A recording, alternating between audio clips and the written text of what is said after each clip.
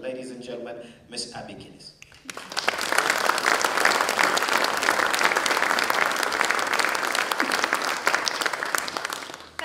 Thank you for your welcome, and thank you, Eddie. Yes, I have indeed written a book and I'm quite proud of it. I just thought I'd show it to you while I'm here.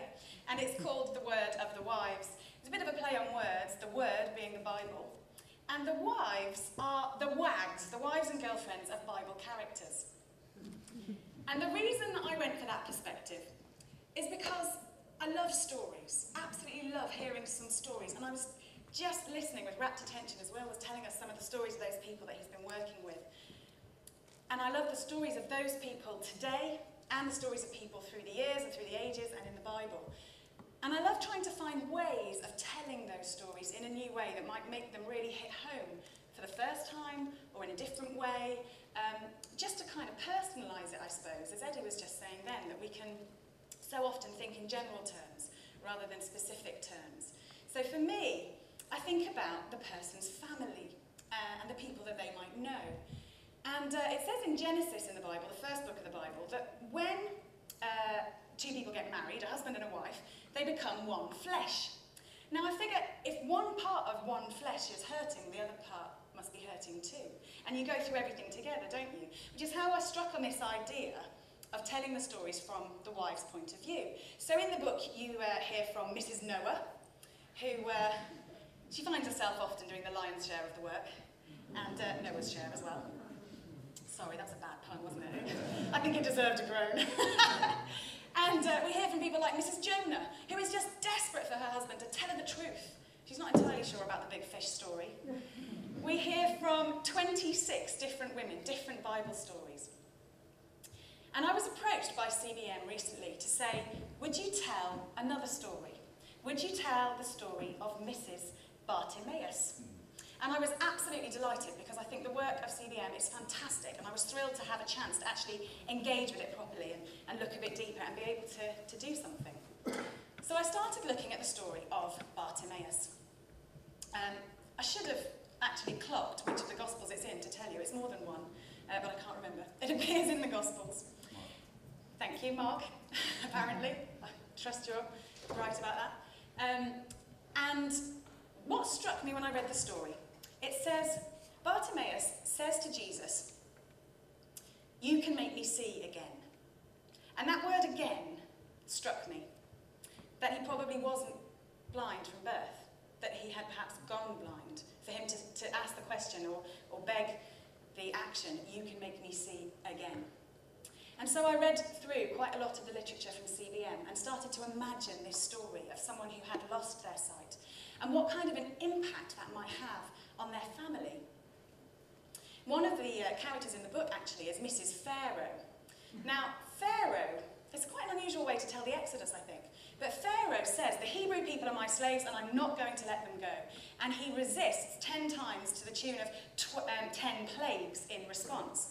The 10th plague is the death of the firstborn, during which he loses his own son. And so the story from the perspective of Mrs Pharaoh is that her husband's story has become very much her story and the story of her son, tragically. So I'm thinking about what kind of effect Bartimaeus' situation might have had on his family when he went blind, but also the healing. And I have written this piece exclusively for CBM, specifically for CBM. It shall be used only by CBM. And this tonight is the world premiere of that piece. I have never performed it before. Never performed it before, and I think that it will be available on CBM's website and shall be used in future. I don't think there's anything more to tell you about it other than to just give you the story.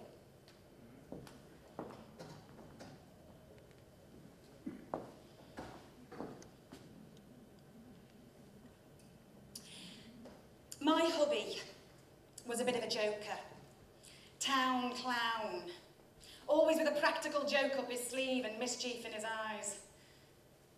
What colour are they? Can't remember. For the last 6 years he's been sitting on the road into town keeping a patch of pavement warm. Has a hat with coppers in it and a sign saying, "Please." What could I do? You'll call me heartless, but it took every ounce of heart I had to leave him, to relieve him of the burden of me and 5 children. We'd both been working flat out to feed the kids, going without more often than not to make sure they ate. His mischief had faded, so had his eyes. I thought he didn't want to look at me. Turns out he couldn't. I was getting blurrier by the day till I disappeared completely. He lost his job. The oldest 2 stopped school to fill in, but we couldn't care for him, not if we wanted to eat. He kept cracking jokes for a while, but he lost the will eventually.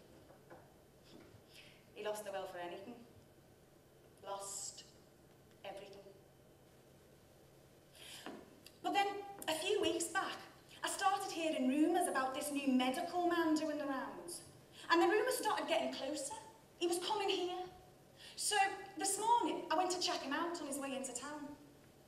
There were massive crowds, but even over the hullabaloo, I heard this familiar voice. And he was shouting for all he's worth. I know you're the man! Can you cut me some slack? I know you're the man! Can you cut me some slack? There were tuts and groans and shouts of, shut up! They're all moaning about the washed-up joker.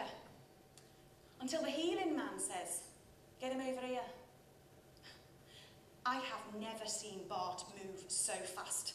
He just upped and pushed and stumbled and ran, and there were people shoving him in the right direction, until everyone went quiet, waiting.